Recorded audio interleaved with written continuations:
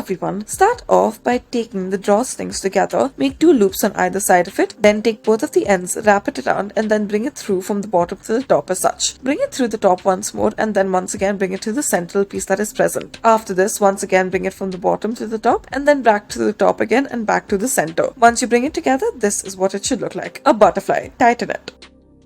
Next, take the drawstring, make a loop out of it, bring it from the bottom to the top and then continue to go an entire circle out of it and then you should be able to form that particular design. We have gone 3 times and now we are pulling the sides outside as such. Once you are done with this, bring the center downwards and then tighten it. Now pull it through the loop on the side once again and bring it out through the other loop. After this, twist the loop that you have now created and pull the end through this one. Once you pull it through, tighten it and then this will be the final look of it.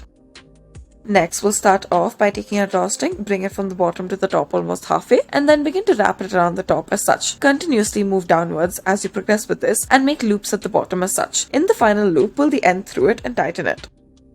Next, start off by taking 2 fingers, wrap the drawstring around this 2 times and then, in the loop that is present in the center, wrap it around to begin with and then bring the end through it and tighten it. Now after this, take both of the holes you have created, spread it out, one at the top and one at the bottom as such. Now adjust it as need be.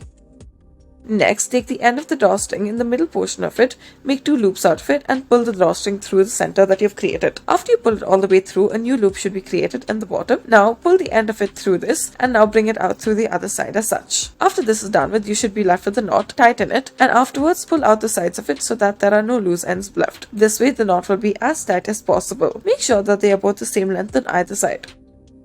Next, we'll start off by folding it almost into half, wrap it around this as such and then you should make 3 sections out of it. Now begin to make a braid out of this section and then once you reach the bottom or you are out of loop, now bring it through and then bring the end through and tighten it. This is what it should look like. Thank you for watching.